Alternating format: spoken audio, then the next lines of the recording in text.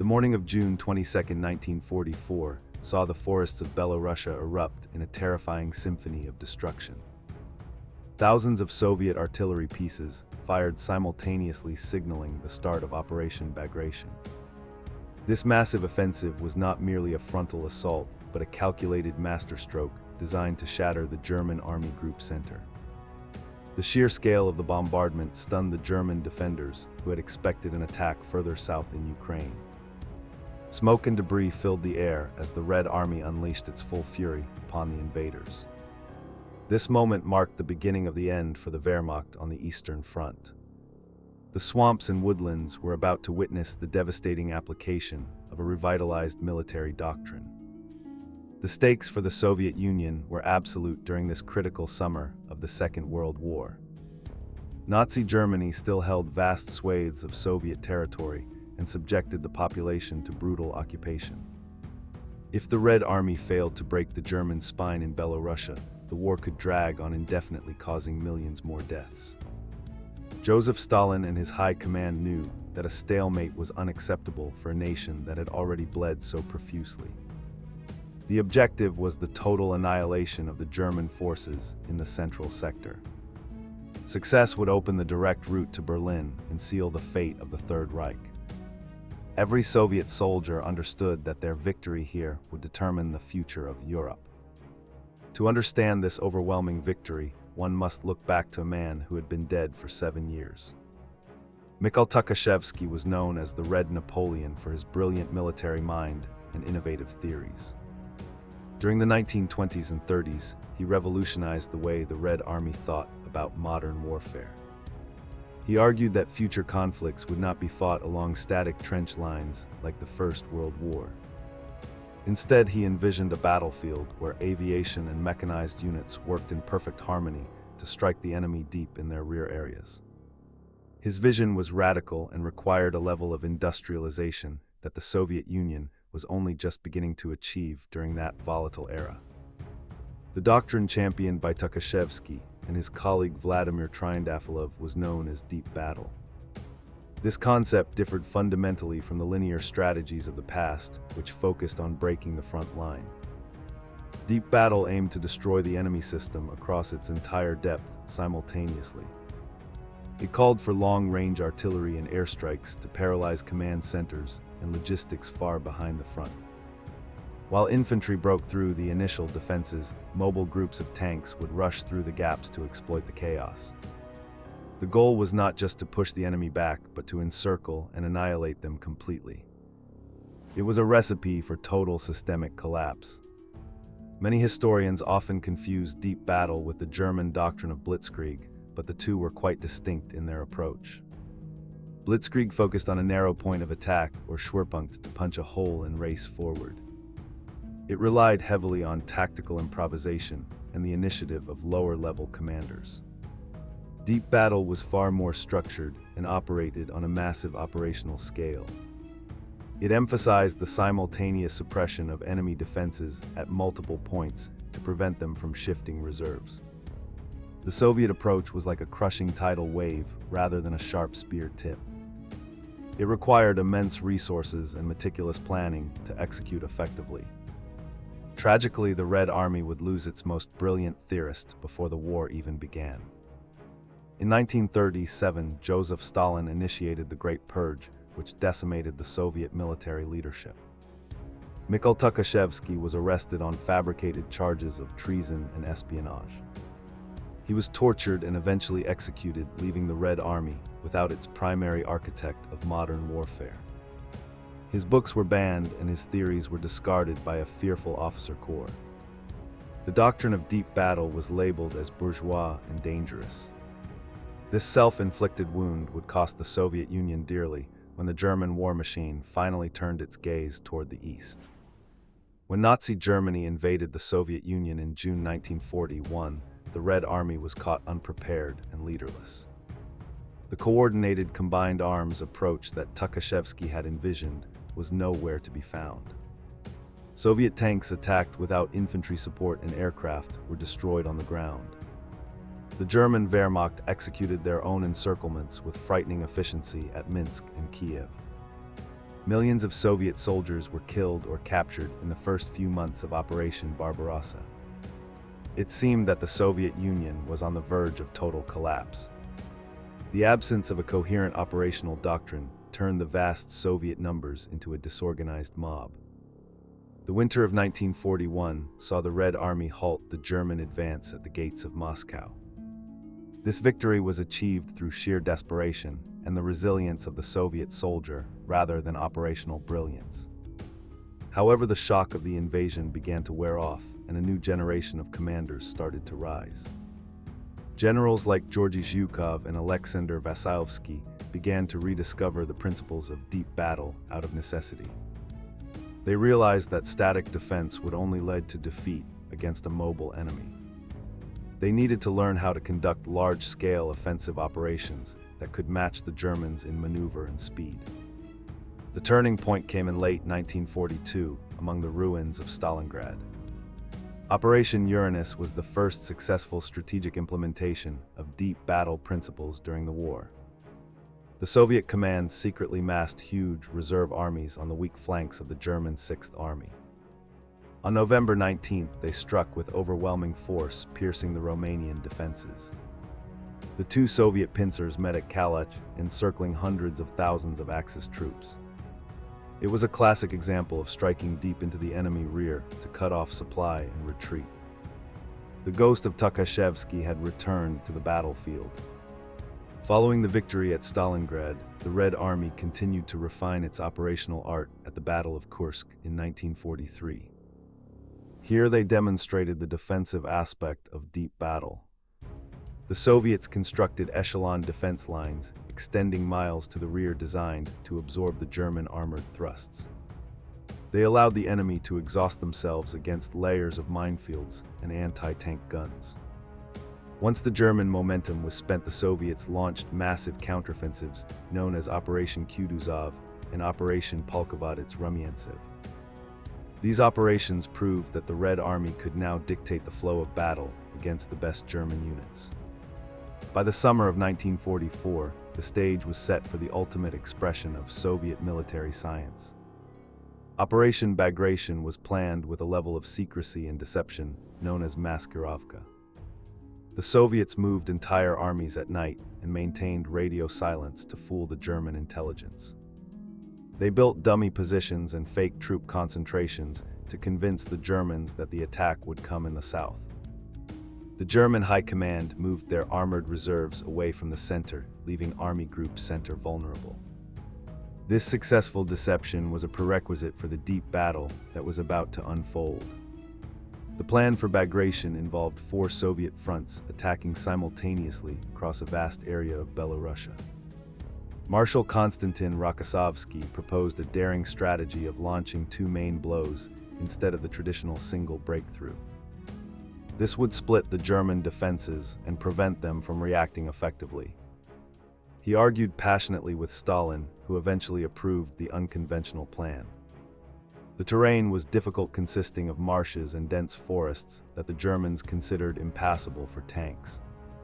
Soviet engineers built corduroy roads out of logs to allow their heavy armor to traverse the swamps. The element of surprise would be absolute. Before the main assault began, Soviet partisans, operating behind German lines, launched a massive sabotage campaign. On the night of June 19th, they detonated thousands of demolition charges on rail lines throughout Belorussia. This paralyzed the German transport network and prevented supplies from reaching the front. It also made it impossible for the Germans to retreat or shift forces to meet the coming attack. This coordination between the regular army and partisan forces was a key component of the deep battle doctrine. The enemy was being attacked from within their own territory before the first tank had even fired. Then came the artillery barrage that shattered the morning silence on June 22nd. The god of war, as Stalin called the artillery, pounded the German forward positions and command bunkers. The rolling barrage crept forward, shielding the advancing infantry and tanks. Unlike previous battles, the Soviet Air Force established total air superiority over the battlefield. The Ilyushin Il-2 Sturmovik ground attack aircraft hunted German armor and columns with impunity. These flying tanks acted as a mobile artillery force that could strike targets of opportunity deep behind the crumbling German lines. Soviet tanks, including the legendary T-34 and the heavy IS-2, poured through the breaches in the German lines. They did not stop to engage isolated pockets of resistance, but drove hard for the key bridges and road junctions. Their objective was to close the trap around the major cities of Vitebsk, Bobruisk, and Mogilev. The speed of the advance was relentless, and the German commanders lost all control over their units. The deep battle doctrine was working exactly as intended, creating a fluid battlefield where the enemy was constantly outflanked and overwhelmed. The encirclements that followed were catastrophic for the German Army Group Center. Entire corps were trapped in what the Soviets called cauldrons. At Bobruisk, thousands of German soldiers were squeezed into a small area and subjected to merciless aerial and artillery bombardment. The panic was total as discipline broke down and units disintegrated. The Soviets had achieved a battle of annihilation that far surpassed the German successes of 1941. The road to Minsk, the capital of Belorussia, was now open. The Red Army liberated the city on July 3rd, sealing the fate of the trapped German divisions. The destruction of Army Group Center left a gaping hole in the German eastern front hundreds of miles wide. The Red Army did not stop to rest, but continued its drive westward towards Poland. The momentum of deep battle was self-sustaining, as the collapse of one sector forced the Germans to retreat in others. Soviet logistics were stretched to the breaking point, but they kept the fuel and ammunition flowing. American Lend-Lease trucks played a vital role in keeping the mobile groups supplied during this rapid advance. The offensive finally halted at the Vistula River with Warsaw in sight. The success of Bagration proved that the Red Army had mastered the art of modern warfare. They had destroyed 28 German divisions and completely shattered the myth of Wehrmacht invincibility. The doctrine of deep battle had transformed the Soviet military from a clumsy giant into a precision instrument of destruction. The coordination between infantry, tanks, artillery, and aviation was seamless. The Soviet commanders had learned to accept risk and delegate authority to maintain the tempo of operations. It was a vindication of the theories that had been suppressed just a few years earlier. In January 1945, the Red Army launched the Vistula-Oder Offensive. This operation was an even more refined application of deep battle. Marshal Zhukov and Marshal Konev commanded forces that steamrolled through western Poland and into Germany proper. They bypassed strongpoints and fortress cities, leaving them for second-echelon troops to reduce. The spearheads advanced up to 40 miles a day, covering the distance from the Vistula to the Oder River in less than a month. Berlin was now only 40 miles away. The German defenses collapsed like a house of cards. The Battle of Berlin saw deep battle applied in a dense urban environment. The Soviets used massive artillery concentrations to blast a path through the city blocks. Assault groups composed of tanks, engineers, and infantry cleared buildings room by room. While the fighting was brutal, the operational outcome was never in doubt. The Red Army encircled the German capital and cut off all escape routes. The raising of the Soviet flag over the Reichstag on May 2, 1945, was the symbolic culmination of the long road from Stalingrad. The doctrine had delivered total victory. However, the final and perhaps most perfect execution of deep battle occurred in the Far East in August 1945. The Soviet Union declared war on Imperial Japan and launched the Manchurian Strategic Offensive. This operation, known as August Storm, was massive in scale, covering an area the size of Western Europe. The Soviet forces faced the Japanese Kwantung Army, which occupied strong defensive positions in Manchuria. The terrain included the formidable Great Urkingen Mountains and vast deserts. The Japanese believed these natural barriers would prevent a rapid Soviet advance. Marshal Vasilovsky commanded the operation and applied the lessons learned in the war against Germany. The Soviet plan involved a double envelopment with pincers separated by thousands of miles. The Trans-Baikal Front crossed the waterless deserts and scaled the mountain passes that the Japanese thought were impassable. They used transport aircraft to resupply fuel to the tank columns pushing through the mountains. The speed of the Soviet advance completely surprised the Japanese command.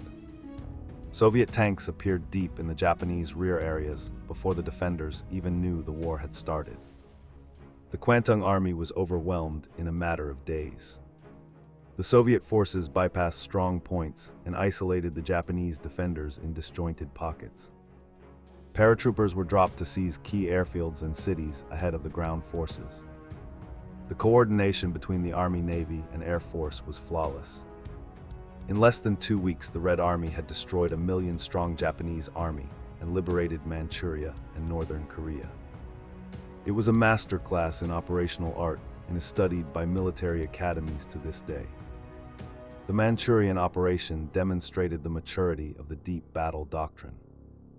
It showed that the Red Army could project power over vast distances and varied terrain with incredible speed. The logistical achievements alone were staggering. The ability to move thousands of tanks and hundreds of thousands of men across mountains and deserts was a feat of military engineering. It was the final exam for the Red Army, and they passed with flying colors. The Japanese surrender was hastened by the shock of losing their continental empire so rapidly. The legacy of deep battle extends far beyond the Second World War. It fundamentally changed the way military planners thought about large-scale conventional warfare. The emphasis on simultaneous operations throughout the depth of the enemy formation influenced the development of modern doctrines. During the Cold War, the United States developed the air-land battle doctrine, which shared many similarities with the Soviet concepts. The idea of disrupting the enemy rear while engaging the front remains a core principle of military strategy. The ghost of Tukhachevsky casts a long shadow over the battlefields of the 20th century. It is important to remember the human cost behind these operational triumphs. The implementation of deep battle required millions of soldiers to execute dangerous maneuvers. The Soviet soldier known as Ivan bore the brunt of the fighting and suffering. They endured forced marches through swamps and snow, faced terrifying German weaponry, and often fought with little hope of survival. Their resilience and ability to endure hardship were the fuel that made the doctrine work. Without the sacrifice of the common soldier, the brilliant plans of the generals would have remained on paper. The commanders who executed these operations were men of iron will.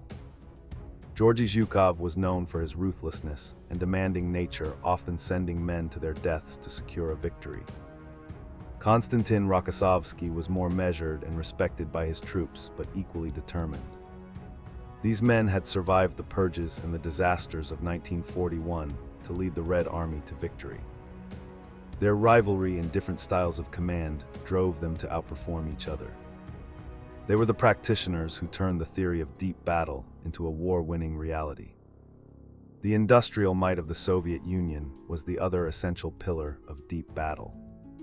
The evacuation of factories to the Urals in 1941 allowed the Soviets to outproduce the Germans. By 1944, Soviet industry was churning out thousands of tanks and aircraft every month. This abundance of material allowed the commanders to absorb losses and maintain the momentum of their offensives. Deep battle was a doctrine of abundance that relied on mass as much as maneuver. The T-34 tank became the symbol of this industrial victory. Looking back at the Eastern Front, one can see the evolution of warfare in real time. The Red Army of 1941 was a clumsy dinosaur, while the Red Army of 1945 was a lethal predator. The learning curve was steep and paved with blood. The Soviets learned from their enemies and adapted their own theories to the harsh reality of total war. They proved that operational art could overcome tactical superiority. The Wehrmacht may have had better individual tactics, but they were outfought at the operational level. The Red Army's deep battle remains one of the most significant military achievements in history. It was a doctrine that overwhelmed the Third Reich and destroyed the Japanese Empire in Manchuria.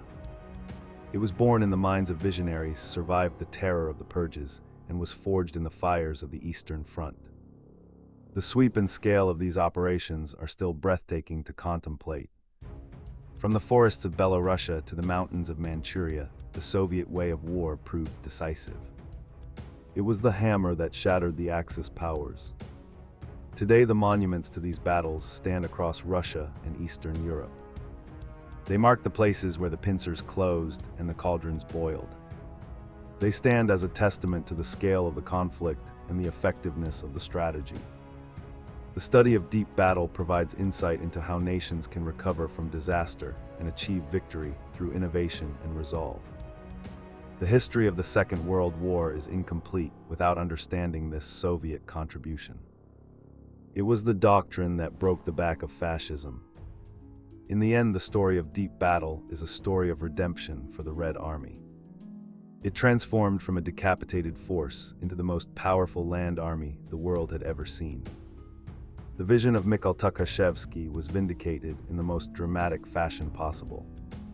The thunder of the artillery and the roar of the tanks in 1944 were the realization of his life work. The deep battle was not just a military theory, but a force of nature that reshaped the world. The whisper of time still carries the echoes of those massive offensives. The legacy of the Red Army in World War II is complex and often overshadowed by the Cold War that followed. However, the military brilliance of operations like Bagration and August Storm cannot be denied. They represent the pinnacle of conventional warfare in the industrial age. The ability to coordinate millions of men and machines across a continent is a feat that few militaries have ever matched. The deep battle doctrine stands as a testament to the intellectual depth of the Soviet military theorists. It was the sword that cut the Gordian knot of the German defense. As we reflect on these events, we are reminded of the terrible price of war. The victories of the Red Army saved Europe from Nazi domination, but they also brought their own geopolitical consequences. Yet from a purely military perspective, the evolution of the Red Army is a fascinating study in adaptation and survival. The deep battle was the answer to the Blitzkrieg, and it proved to be the superior concept in the long run.